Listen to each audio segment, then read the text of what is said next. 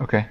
Can you tell me a little bit about, we touched on it very, very briefly in the last interview, but can you go into detail about the situation that happened with the All Eyez on Me tape and DJ Quik or DJ Quik's bodyguard or friend or something leaking it out? Can you go into detail about that? Yeah. You know, I've been saying something wrong. Somebody done called me on a mistake. He said, Reggie, you ain't lying, but you a mistake. And I did some background checking, and I've been giving y'all false information about something. Not much. And I call my mistakes like some of y'all don't. Y'all just be like, y'all just go away when I be like, well, call me on that lie. Tell me that lie. It's a difference between a lie, a mistake, and bad information. Um, or inaccurate information. Well, one of the big homies that guy I respect, he ain't a big homie because he's younger than me. But he was like, Red, you telling that story wrong, man. Don Zilly not from Hollywood, which is a Piru area in Compton as well. He from Fruit Town or Treetop. I forget which one he said now. I think he said Fruit Town. He said, Don Zilly, you talking about us from Fruit Town, homie. So he said, you need to correct that. So I'm correcting it. And so, but anyway, Donzelli was Quik's bodyguard. And Quik was the one that mixed the album down, All Eyez on Me, not Dr. Dre. Quik did it. DJ Quik mixed down All Eyez on Me. And so he took it, and you know, when you're mixing down the album, you get access to a lot of stuff. And Trayvon and somebody was up to Untouchable Sounds, my boy Melvin in Compton. Him and Big Spanky shop. Rest in peace, Spanky. And they were, I guess he sold them or he was bringing a bunch of tapes up there. And Trayvon and them heard them bumping the sounds, heard them bumping All Eyez on Me. They knew the music. Why? They were around the studio. But they didn't have access to it either because back then you treated your music like gold. You didn't let it out. You didn't want it leaked like you kind of want it leaked out nowadays. And so they heard it. Trayvon was like, where you got it from? And they was like, oh, Don Zilly brought it up here. That's when Suge called the meeting.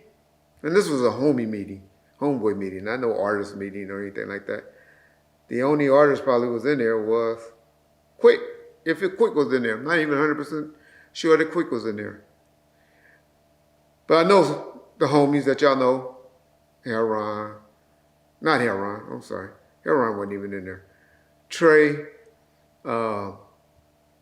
Buntry, Neckbone.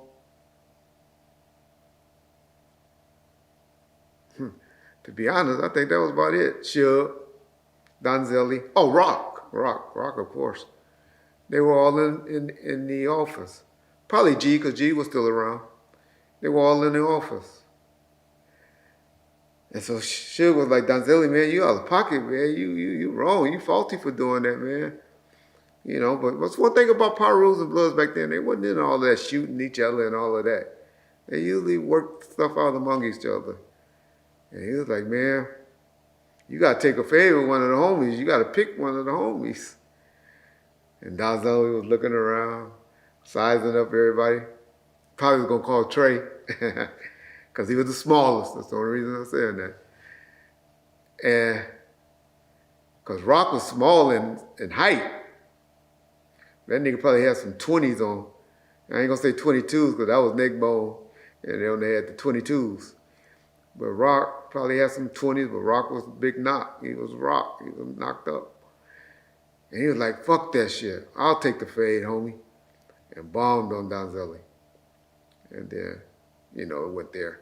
Donzelli ain't no punk either. So, you know, he fought back. But, yeah, that's the story with Donzelli and Rock and the music getting leaked to the streets. Okay. Warren G recently did an interview and he talked about how an incident happened with Suge on the set of the Regulators music video.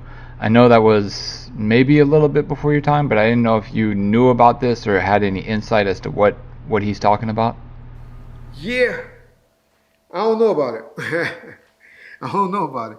I know he talked about a war show and Nate not wanting to go to, or being told he couldn't go to a war show, and he told him, "We got you.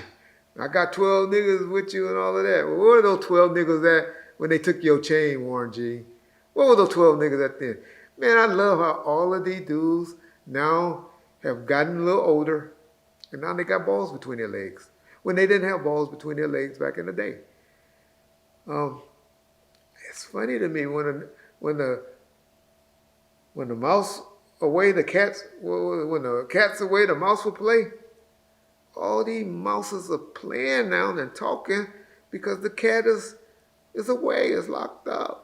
Why y'all wasn't saying all this stuff back then? Like Warren G, don't have too many dealings with him. This was in the studio with him a few times. He's pre my time, the time he was hanging around Death Row. Now he got a different version of why even he didn't sign with Death Row. With your brother, because he said the paperwork was bad. Okay, all right, Warren. But all I'm gonna say is, I've been seeing your boy Snoop lately, and he's been backtracking it a little bit, but where he said that he used to say he wrote all the Warren stuff, music.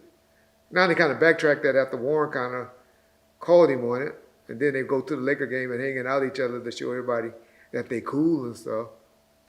These niggas are such fakers to me. But anyway, yeah, Snoop wrote that. We knew it. They didn't want to write. They didn't want to give Snoop the credit, and Warren just probably paid him on the back end and was looking out for him. Why? Why y'all think? Because guess who would have been all over that album if they would have gave Snoop the credit? Suge Knight Music Publishing. And so that's why they trying to battle, Snoop wanted to claim it then. Warren had to remember, man, that dude can come and make some claims with us right now if you keep saying that you wrote all that music because you assigned to his music publishing then. You assigned to Suge Knight Publishing. That's why we didn't do it back in the day. That's why you and Corrupt we didn't give y'all credit back then. Well, I just took care of y'all however I took care of y'all because we didn't want to give Suge his 50% on my album. That's the real, y'all. That's what be going on. That be the stuff underwritten while people be forgetting their lies. It's so hard to tell a lie and then to repeat that same lie again. That's why I laugh at y'all. Reggie always lying. He's the police. I'm a liar because I was a cop. If that's why, I'll take that from you. But if I'm a liar because I messed up a date or something like that, then okay, whatever. But call me on a lie, really, that wasn't a mistake or a wrong date or something like that. Call me on it, please. Don't just say all cops lie. I ain't been a cop in 27 years. Maybe that cop shit is out of my system. Police hate me more now than they hate y'all. Because I was affiliated with dudes that was from the other side. And I ran with them and I protected them when they was about to get their rights violated or something. Trust me, they don't like that. That's like a gang member trying to get out of a gang or stuff. They think like that in some way. Younger and stupid ones. Not all. Everybody, some people understand. But I ain't never tried to be no gang member. I ain't never heard the word blood or paru in a derogatory way towards somebody ever, or a way come out of my mouth, or you crip ass nigga or something like that. You ain't never heard that come out of my mouth. I ain't never tried to proclaim to be a gang member. I grew up and was associated with gang members on both sides.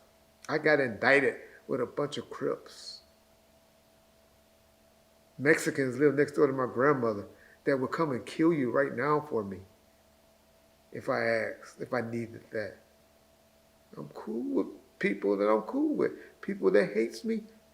That's all. That's it.